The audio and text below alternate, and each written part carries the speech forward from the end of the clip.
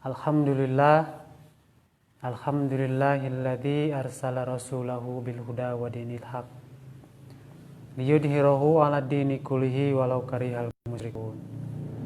Asyhadu an la ilaha illallah wa asyhadu anna Muhammadan abduhu wa rasuluh. Allahumma shalli ala Muhammad wa ala alihi wa ashabihi ajmain. Amma ba'du.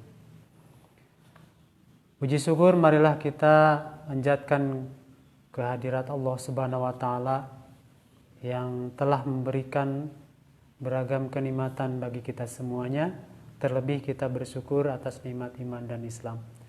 Sehingga dengan nikmat tersebut kita bisa menjalani kehidupan ini dengan keterikatan kita dengan aturan-aturan Islam. Jemaah rahimakumullah, kajian kita pada kali ini masih melanjutkan surat Al-Fatihah ayat ke-7. Siratal ladzina an'amta 'alaihim ghairil maghdubi 'alaihim waladdallin. Ini kenapa perlu dilanjutkan? Karena banyak hal yang perlu ditambahkan kembali, dikuatkan kembali dari penjelasan-penjelasan awal. Pertama, mengingatkan agar kita bisa lebih mendalami makna dari ayat ini. Pertama, kita punya pemahaman bahwa yang kita minta adalah jalan yang lurus. Jalan yang lurus itu adalah jalannya orang-orang yang telah diberi nikmat. Siapa? Dalam surat golongan para nabi, para siddiqin, para syuhada, dan orang-orang yang soleh. Kenapa mereka mendapatkan kenikmatan dari Allah? Karena mereka melakukan satu hal ini, yaitu ketaatan.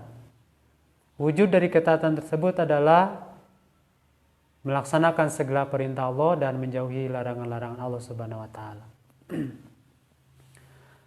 Kemudian kita tolak setelah minta jalan itu, kemudian kita menolak untuk tidak diberikan jalan berikutnya, yaitu jalan al-maghdub wad-dhalin. Jadi bukannya ghairil maghdubi 'alaihim waladdallin. Kita menolak untuk tidak diberikan jalannya orang-orang yang dibenci oleh Allah, jalannya orang-orang yang, dan bukan pula jalannya orang-orang yang sesat. Dijelaskan sebelumnya apa atau siapa yang mereka Allah.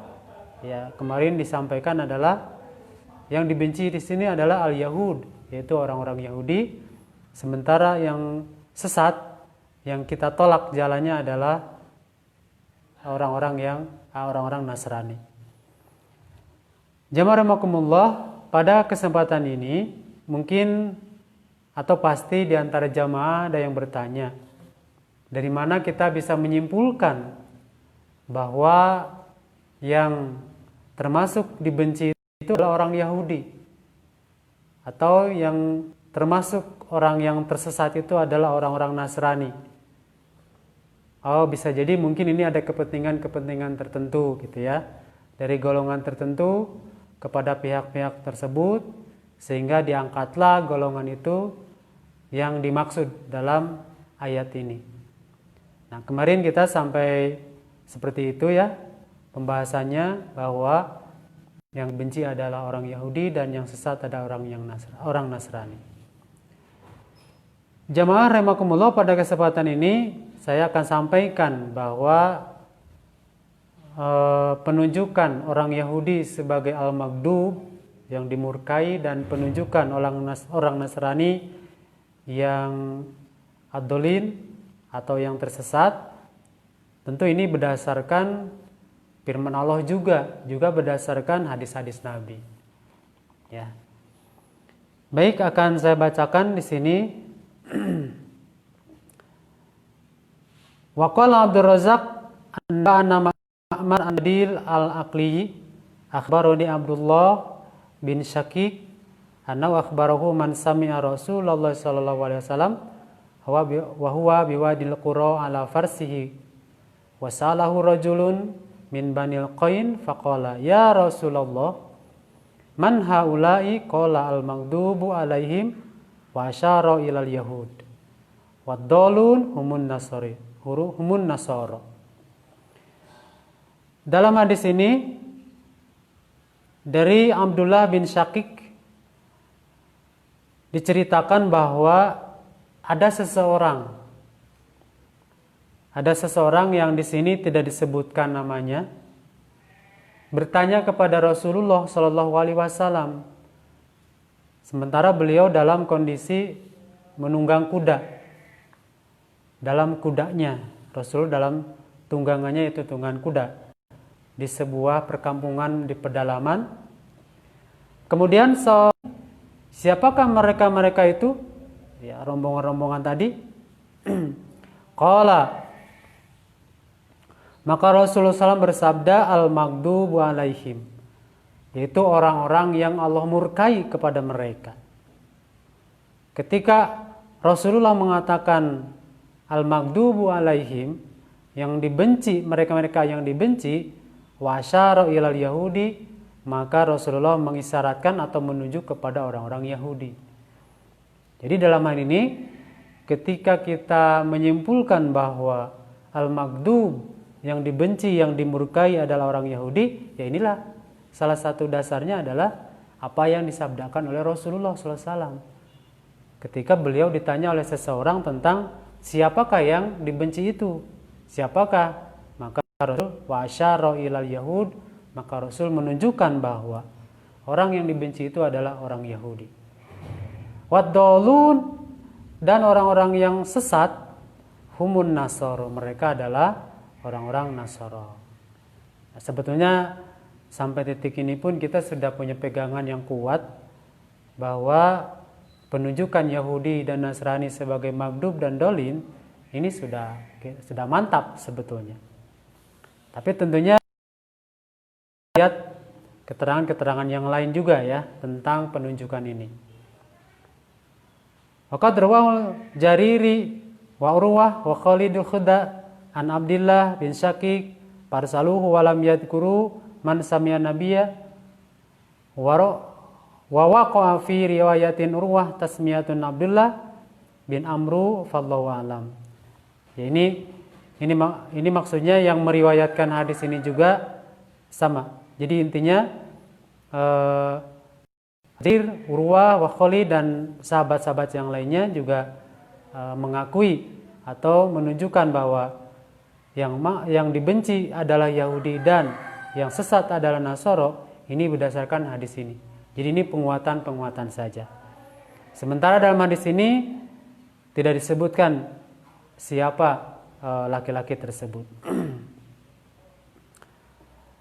Waqad rawa Ibnu Mardawih min hadis Ibrahim bin Tuhman an Badil bin Maisarah an Abdillah bin Syakik an Abi Dzarin qala. Dari Abu Dzar dia berkata, sa'altu Rasulullah sallallahu alaihi wasallam, aku bertanya kepada Rasulullah sallallahu alaihi wasallam, anil maghdub, tentang seseorang atau tentang orang-orang yang dibenci alaihim kepada mereka. Jadi Abu Dzar di sini bertanya kepada Rasul, wahai Rasul, beliau atau Abu Dzar bertanya tentang siapa yang dibenci itu. Qala, maka Rasulullah SAW bersabda, al-Yahud, yaitu orang-orang Yahudi. Qultu, terus aku bertanya lagi, terus siapa yang sesat wahai Rasulullah? Qala, Rasulullah bersabda, an-Nasara. Maka Rasul menjawab, ya, yang sesat adalah orang-orang Nasrani.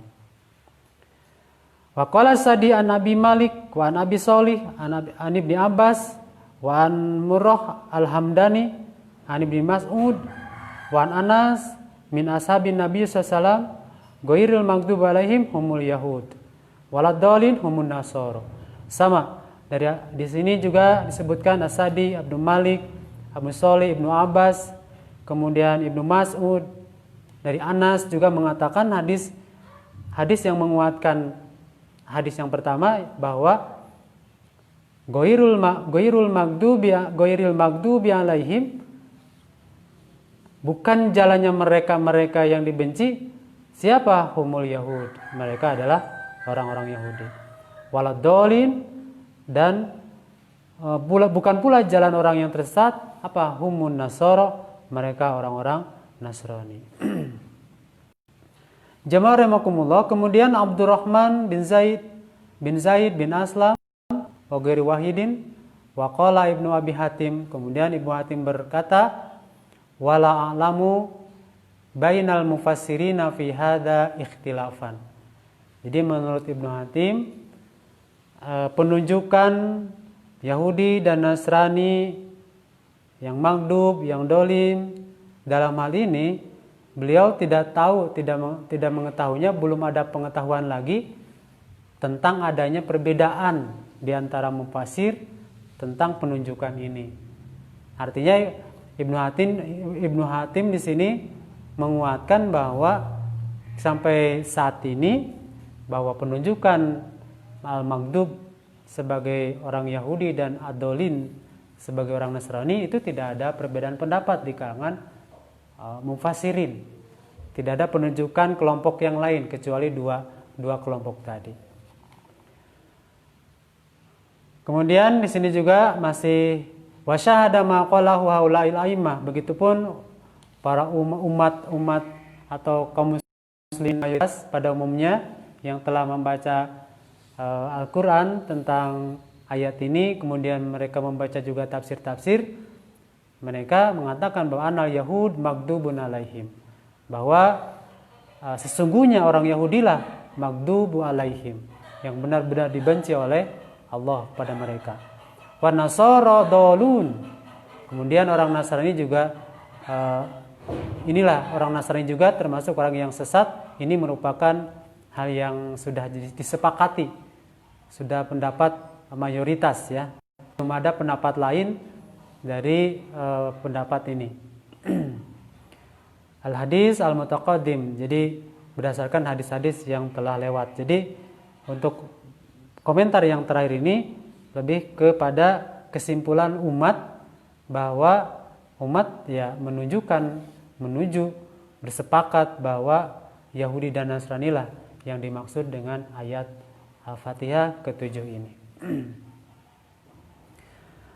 Nah, kemudian dikuatkan lagi wa qaulu ta'ala fi khitabihi ma bani Israil fi surat Al-Baqarah.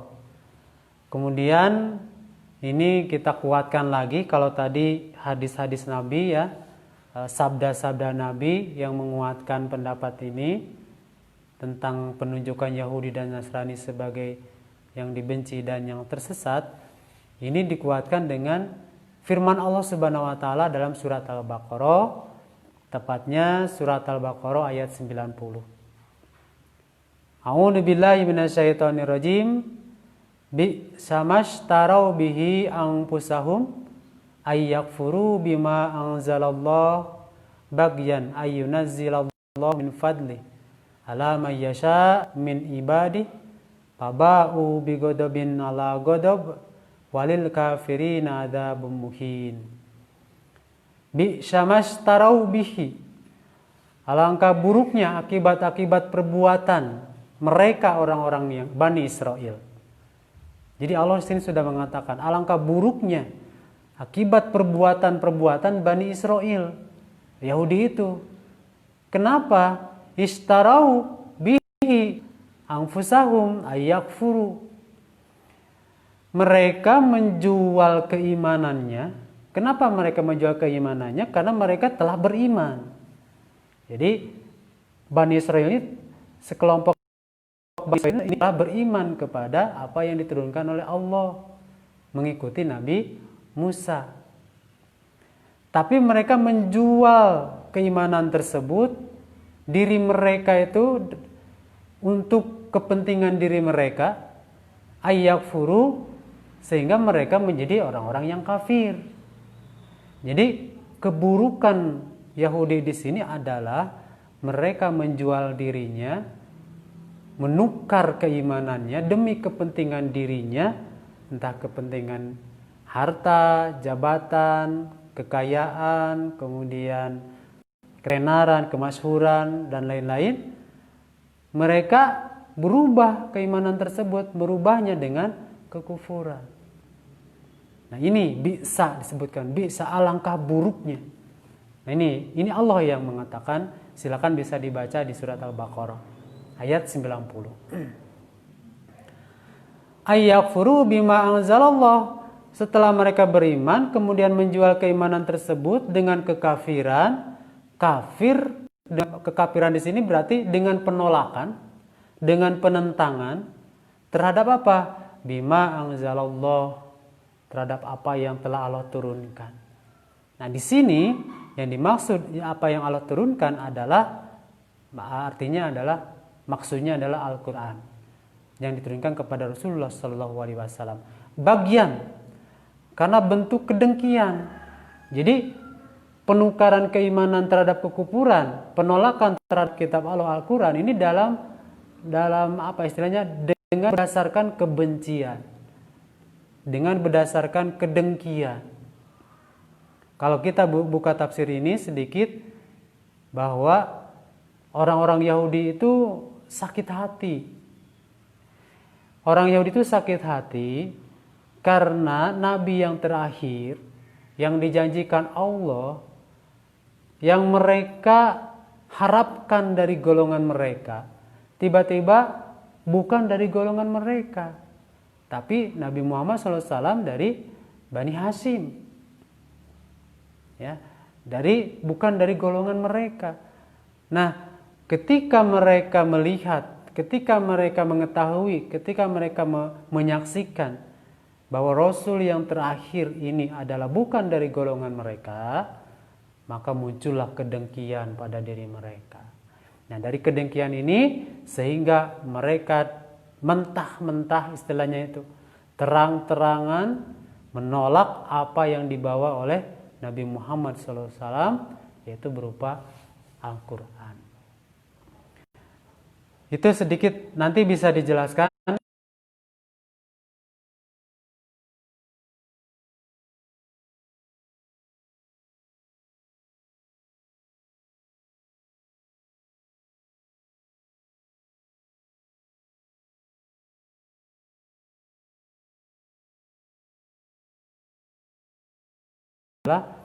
Mereka menjual keimanan demi kepentingan dirinya kepada kekufuran.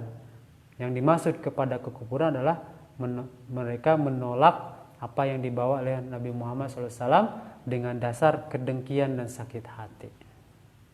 Maka Allah mengatakan seburuk-buruknya perlakuan.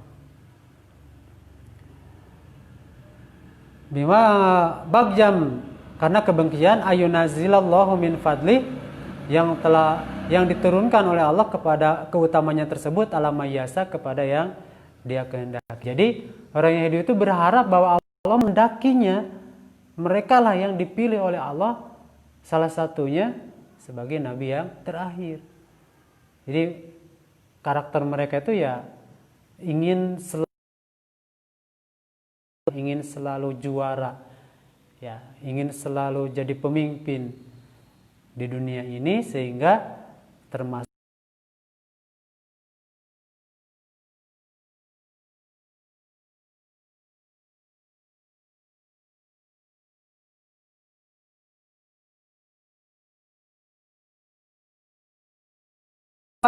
bigodobin ala godob, maka beritalah, maka pantaslah mereka mendapatkan godobin ala godob, godobin ala godob. Pantas mereka mendapatkan kemurkaan Allah di atas kemurkaan yang telah mereka dapatkan. Memang kapan mereka telah mendapatkan kemurkaan Allah?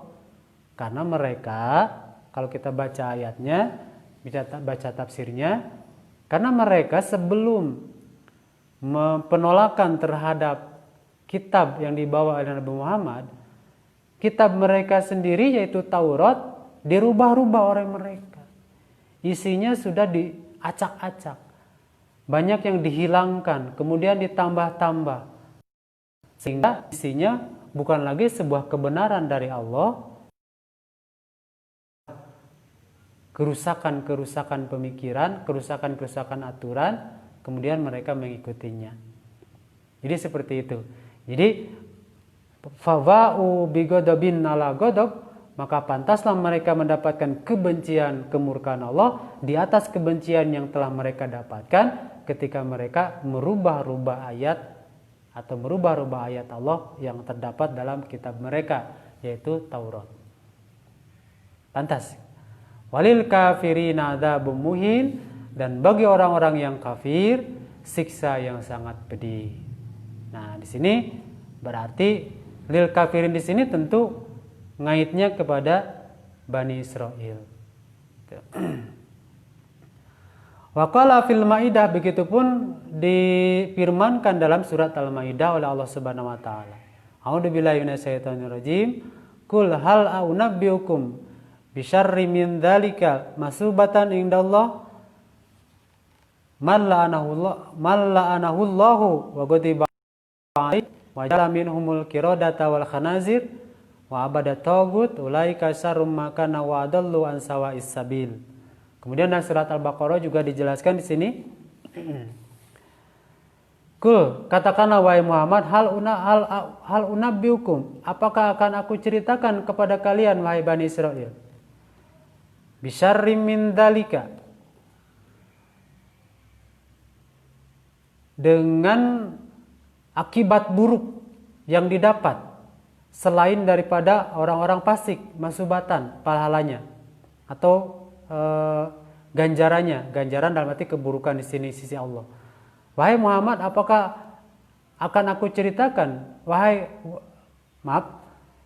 Muhammad, katakanlah kepada mereka, apakah akan aku ceritakan kepada kalian dengan balasan yang sangat buruk, min dalika masubatan, dalika di sini kalau baca tafsirnya adalah daripada orang-orang yang fasik. Jadi di sini di ayat ini dijelaskan bahwa yang tersembunyi atau yang tersembunyi dalam ayat ini adalah yang dimaksud orang-orang yang fasik. Kalian di sini berarti orang-orang yang beriman. Di sini adalah kita semuanya, gitu. Orang yang beriman. Akankah aku ceritakan kepada kalian balasan yang lebih buruk daripada balasan terhadap orang-orang yang fasik? Itu dalam tafsirnya adalah orang yang fasik. Ya. Di sisi Allah, siapa? Malla'anahullahu, yaitu orang-orang yang telah Allah laknat, wa ghadiba alaihi, yang telah Allah benci, wa ja'ala minhumul qiradata, dan Allah telah jadikan di antara mereka qiradata, monyet, ya, wal khanazir, kemudian babi-babi, wa abadat togut, dan mereka yang menyembah kepada togut. Jadi di sini dijelaskan, kalau dengan pengertian bebasnya adalah, wahai orang yang beriman, ada yang lebih buruk balasannya daripada orang-orang fasik. Siapa mereka? Yaitu yang telah Allah laknat, yang telah Allah benci, dan bahkan telah Allah jadikan mereka sebagai monyet, kemudian babi-babi. Itu jadi yang lebih parah balasannya, yang lebih buruk balasan nanti dari Allah adalah orang-orang yang penunjukannya kepada orang yang telah Allah jadikan dulu sebagai monyet, kemudian babi-babi. Dan ini bisa dijelaskan dalam surat Al-Maidah, kemudian dijelaskan juga dalam surat Al-Baqarah. Nanti kita akan lebih panjang ya membahas lagi tentang Yahudi dan Nasrani. Wa abadat togut, dan orang-orang yang menyembah kepada togut. Menyembah kepada togut. Siapa togut? Ya togut apapun selain Allah. Bisa berbentuk benda, bisa berbentuk aturan, bisa berbentuk hukum, bisa berbentuk orang. Siapapun yang dijadikan sesembahan, yang diikuti, yang ditaati selain aturan Allah, yang menyesatkan, maka itulah sebut togut. Ini bab togut juga nanti ada penjelasan yang panjang. Ulaika syarrum makana wa adallu an sawa'is sabil. Mereka itulah seburuk-buruknya, yang akan menempat seburuk-buruknya tempat, kemudian sesesat-sesatnya yang menyimpang dari jalan yang lurus. Ini penunjukan bahwa ada kata-kata Qiradata wal khanazir, mereka yang telah dijadikan monyet dan babi-babi. Nah, ini adalah sudah khas penunjukannya kepada orang-orang Yahudi. Bisa dibuka oleh jamaah sekalian di surat-surat Al-Baqarah, Al-Maidah dan seterusnya berkaitan dengan ciri daripada orang Yahudi. Wa qala ta'ala, kemudian Allah Subhanahu wa taala berfirman, A'udzubillahi minasyaitonir rajim, lu'inal ladzina kafaru mim bani Israil ala lisani Dawud wa Isa bin Maryam. Nah, tadi disebutkan kan dalam surat Al-Maidah bahwa ada yang lebih buruk daripada orang-orang fasik balasannya, yaitu man la'anahullah, yaitu orang yang dilaknat. Siapa yang dilaknat? Di sini dijawab dalam ayat berikutnya, yaitu lu'inal ladzina kafaru, telah dilaknat orang-orang kafir min bani Israil. Jadi siapa yang dilaknat tersebut adalah Bani Israil ala lisani Dawud wa Isa, atas lisannya Dawud dan Nabi Isa ibnu Maryam. Dzalika, hal itu kenapa dilaknat oleh Allah? Bima sau wa kanu ya'tadun, karena mereka sangat besar penyimpangannya, sangat besar kemaksiatannya, dan keadaan mereka ya'tadun, sangat besar, melampaui batas yang luar biasa. Mereka itu sangat melampaui batas. Kalau kita, kenapa mereka melampaui batas? Ya tadi, karena mereka telah beriman, kemudian karena kedengkiannya, jadi menolak kepada keimanan, menolak kepada apa yang dibawa oleh Nabi Muhammad SAW, karena kedengkian dan sakit hatinya, karena tidak dipilihnya Nabi terakhir dari golongan mereka. Jadi mereka melampaui batas. Kanu la yatanahawna anil munkar, dan mereka pun tidak saling mencegah kemungkaran di antara mereka. Jadi kemungkaran-kemungkaran yang terjadi di golongan Yahudi, ya mereka saling dukung intinya gitu. Tidak ada saling mengingatkan, saling mendukung, saling membantu, saling menolong dalam kemungkaran-kemungkaran. Ini pantas kalau dikatakan sebagai maghdub. Fa'aluhu, kemudian mereka melakukannya, kemungkaran tersebut. Tapi sama kanu ya'malun, maka itulah seburuk-buruknya apa yang mereka lakukan. Jamaah rahimakumullah.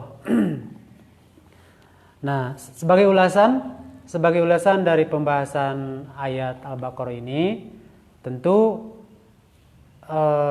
kita tidak sedang menonton sebuah drama, ya, tidak sedang menonton sebuah sinetron di mana kita sedikit pun tidak akan terbawa dalam sinetron tersebut, di mana kita hanya bisa menunjuk dalam sinetron tersebut, film tersebut, drama tersebut, si itu yang salah, si ini yang benar. Tanpa sedikit pun kita akan terlibat masuk dalam sinetron tersebut. Nah, pembahasan ayat Al-Quran ini, khususnya Al-Baqarah ayat 7 ini, tidak seperti itu. Nah, dijelaskan di sini Yahudi dan Nasrani, ini bukan hanya Yahudi dan Nasrani saja yang sudah pasti benci dan tersesat. Sementara misalkan kita tenang-tenang sajalah, kita mah bukan orang Yahudi ini, kita mah bukan orang Nasrani ini, toh yang dibenci Yahudi, toh yang tersesat Nasrani, kita mah Islam. Nah, kenapa? Karena ini kan ada dalam Al-Quran. Kenapa Allah mencatatnya dalam Al-Quran? Nah, disebutkan kan dalam ayat lain, banyak ayat laibrotan liulil albab, bahwa Al-Quran itu sebagai ibro, sebagai pelajaran. Nah, makanya dalam surat Al-Fatihah itu tidak langsung, tidak goiri sirotil Yahudi, tidak langsung, bukannya jalan orang Yahudi, tidak, tapi goiril magdubi alaihim. Jadi tidak disebutkan langsung bukannya jalan Yahudi, bukannya jalannya Nasrani. Al-Fatihah tidak menyebutkan itu, tapi Al-Fatihah menyebutkannya sebagai dengan sifat, dengan kondisi, tidak disebutkan orang-orangnya. Nah, Yahudi dan Nasrani itu hanyalah sebuah kepastian saja, itu sudah pasti. Dua golongan tersebut selama mereka tidak beriman kepada Allah, selama mereka tidak mengimani Allah dan Rasulnya yang sekarang tidak beriman tunduk kepada Al-Quran, Yahudi dan Nasrani tersebut, ya mereka akan ada dalam keadaan seperti itu. Tapi kalau dari golongan mereka, dalam ayat yang lain kan dijelaskan orang-orang yang beriman dari ahli kitab, ya mereka ya tetap Allah akan menerima keimanannya. Nah, apa maksudnya? Maksudnya ketika kita membaca ayat ini, maka kita pun harus hati-hati dengan sikap-sikap, sifat-sifat, keadaan-keadaan Yahudi dan Nasrani ini. Karena mereka tidak diam. Mereka terus berusaha supaya kaum muslimin khususnya dan manusia pada umumnya mengikuti mereka. Dalam Al-Quran kan sudah dijelaskan, walan tardo ankal yahudu wa nasara hatta tattabi'a millatahum. Mereka itu tidak akan pernah ridho kepada kalian, kepada muslim, sehingga kita mengikuti agama mereka. Jadi mereka akan berbuat sekuat tenaga dengan jerih payah mereka, dengan dana mereka, dengan berbagai macam rekayasa mereka, propaganda mereka itu akan memalingkan kaum muslimin. Gitu, untuk mengikuti mereka, untuk seperti mereka. Nah, oleh karena itu kita harus hati-hati dengan adanya pembahasan ini, dengan adanya penafsiran atau pembahasan kajian tafsir ini, meskipun dengan kajian yang terbatas, maka kita jadi bisa memiliki. Jangan-jangan kita masuk ke dalam golongan yang dibenci ini, naudzubillah. Tapi bisa jadi kalau kita tidak tahu.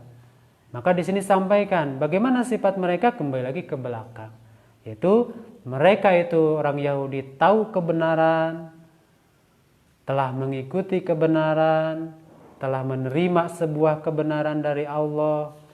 Kemudian di situ ada satu titik, ada kebencian kepada siapa yang membawa kebenaran berikutnya dari Allah, ya wujudnya adalah Nabi Muhammad, mereka jadi benci.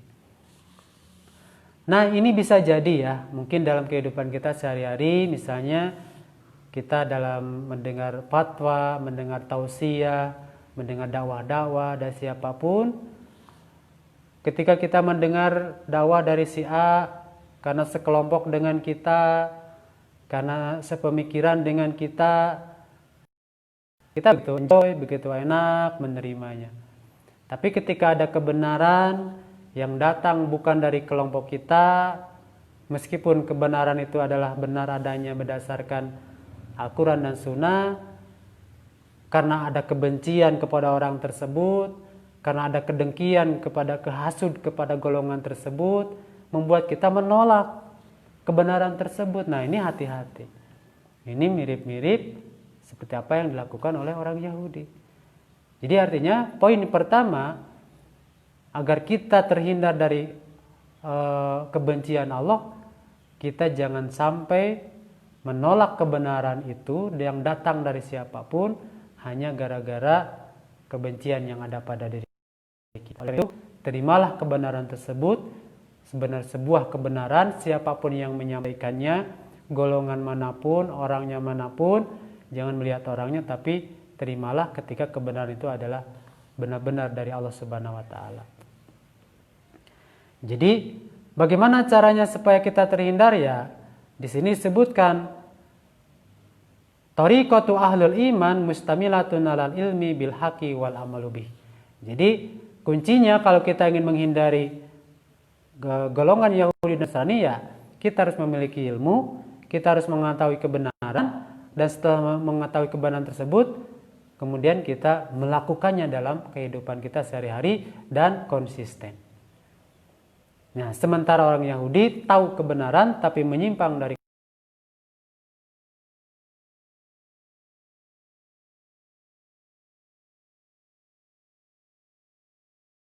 dan praduga mereka itu dianggap sebagai sebuah kebenaran. Jadi tersesatlah mereka. Nah, dalam kehidupan sehari-hari pun, kalau kita ingin hidup kita benar, jangan bersandar kepada sesuatu yang sifatnya dugaan-dugaan atau yang bersifatnya asumsi-asumsi. Kayaknya ini benar, kayaknya ini betul, kayaknya. Nah, jangan berdasarkan kepada kayaknya, gitu, tapi berdasarkan kepada Al-Quran dan Sunnah sendiri. Jadi jamaah rahimakumullah, pembahasan ini membuat kita harus waspada dan hati-hati bahwa bisa jadi sifat-sifat Yahudi dan Nasrani ada pada diri kita yang tanpa kita sadari. Sedangkan mereka kan terus akan berusaha. Itu tadi, jangan sampai kita menolak kebenaran. Ikuti itu, yakini itu, dan upayakan amalkan sehari-hari. Yang kedua, jangan sampai kita menduga-duga sebuah aturan, sebuah tatanan kehidupan yang belum jelas, yang meragukan, tapi dianggap kebenaran. Nah, kalau itu diikuti, maka itu akan menjadi golongan orang-orang yang tersesat. Jamaah rahimakumullah, itu sebagai penjelasan kajian kita berikutnya atau kajian kita pada kali ini tentang surat Al-Fatihah ayat 7. Poin penting, kita berusaha cari kebenaran dari sumbernya yang asli. Setelah tahu kebenaran, kita amalkan. Kemudian setelah kita amalkan, terus istiqomah. Yang kedua, jangan sampai kita menganggap sesuatu yang sebetulnya buruk itu sebuah kebenaran. Jangan sampai menganggap sesuatu itu yang meragukan jadi sebuah kebenaran. Sebetulnya kita merasa itu sebuah keburukan, tapi kita menganggap itu sebuah kebenaran. Banyak sekali lah saat ini aturan-aturan yang menyimpang dari aturan Allah, yang menghalalkan yang haram, yang mengharamkan yang halal, itu dijadi sebuah kebenaran. Salah satunya adalah misalnya orang sudah menganggap kebenaran adalah suara mayoritas misalnya gitu. Ketika mayoritas orang mengatakan itu sebuah kebenaran, itulah sebuah kebenaran. Bahkan padahal belum tentu. Sementara yang dimaksud kebenaran itu adalah suara dari Allah pencipta Al-Quran, pencipta kehidupan ini. Itu yang bisa disampaikan untuk kajian kali ini. Semoga ada manfaatnya bahwa penunjukan Yahudi dan Nasrani itu dari Rasul, kemudian juga dari Al-Quran. Bukan karangan kita, bukan karangan yang membuat tafsir atau siapa kaum muslimin, tidak, tapi Allah dan Rasulullah yang menunjukkan yang dibenci adalah Yahudi, yang sesat adalah Nasrani. Dan kita semua sebagai seorang muslim terus istiqomah mengikuti kebenaran dengan ikhlas dan hati-hati bahwa di perjalanan mereka banyak sekali membuat jebakan-jebakan agar kita keluar dari jalan kebenaran tersebut. Semoga kita dapat perlindungan dari Allah Subhanahu wa taala dari kesesatan-kesesatan. Semoga kita tetap istiqomah dalam kebaikan-kebaikan dan kita tetap hidup bersama Al-Quran, mengamalkannya sampai akhir hayat kita. Mungkin pembahasan surat Al-Fatihah sampai di sini.